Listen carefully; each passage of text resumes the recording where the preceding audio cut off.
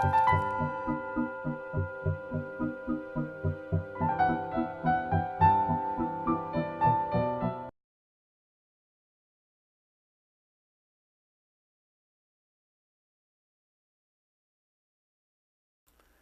call this critical of home.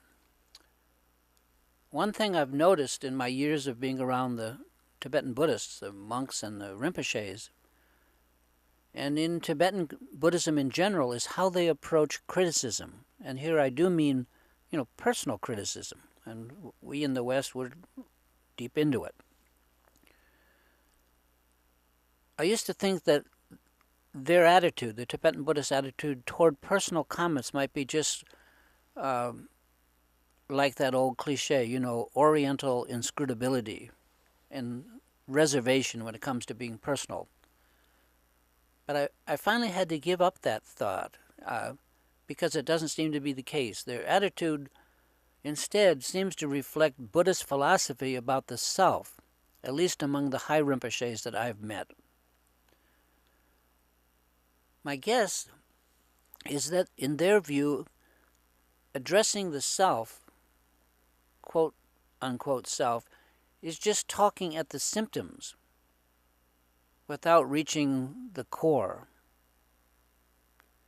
In other words, true to their philosophy, just as Buddhists don't consider the personal self as having any permanent existence, they don't bother to address their criticisms to it either.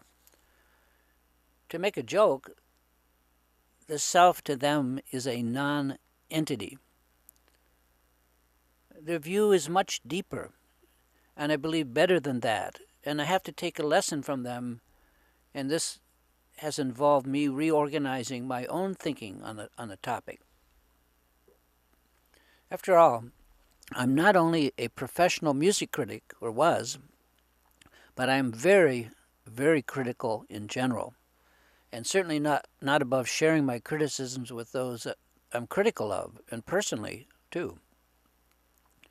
And I've been told this is not one of my more endearing qualities, and that my tendency to be so direct and to not beat around the bush only makes me harder to take for some.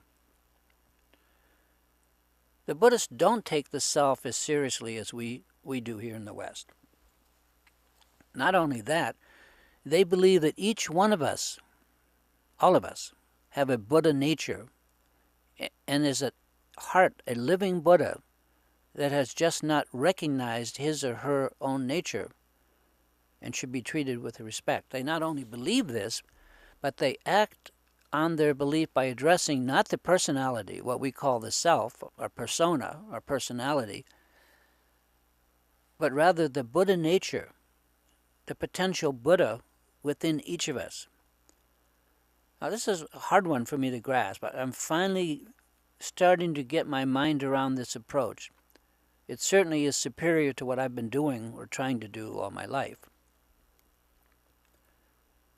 So the Rinpoches seem to skip over trying to criticize or address a personality. It's hopeless. But instead speak only to the Buddha within. Instead of laying down the law and reprimanding another person, they tend to speak respectfully to the Buddha within us, and they do their best to point out things that might be helpful. What a novel idea. I always wondered how my teacher, Khenpo Kata Rinpoche, the Lama that I work with, how he could be so kind to others. I certainly can't.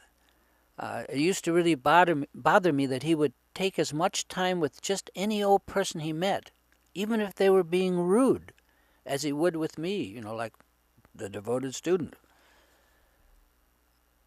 After all, I was, at least in my own mind, respectful, devoted, and many of these outsiders were just plain rude. I remember one particular time when Rinpoche was speaking at a local university here, and there were, of course, many students present.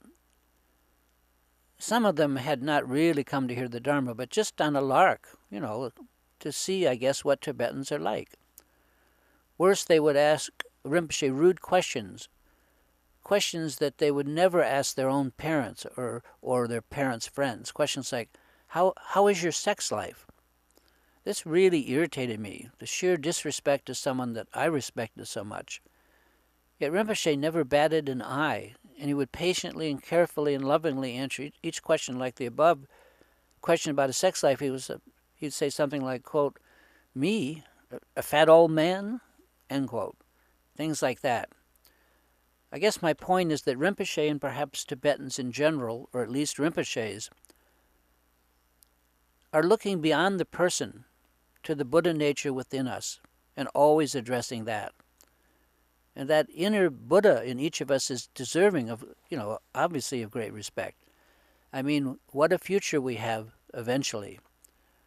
And I believe I can at last understand, at least intellectually, their approach. I can't do it. Perhaps that's why, instead of offering personal criticism, as I like to do, they only point out things that might be helpful, and always with a gentle tone. They know to whom they are speaking. And now that I think of it, my very first Dharma teacher many, many years ago would repeatedly say to me this quote, "5 things observe with care, to whom you speak, of what, why, when, and where," end quote. That's beginning to make a lot of sense to me.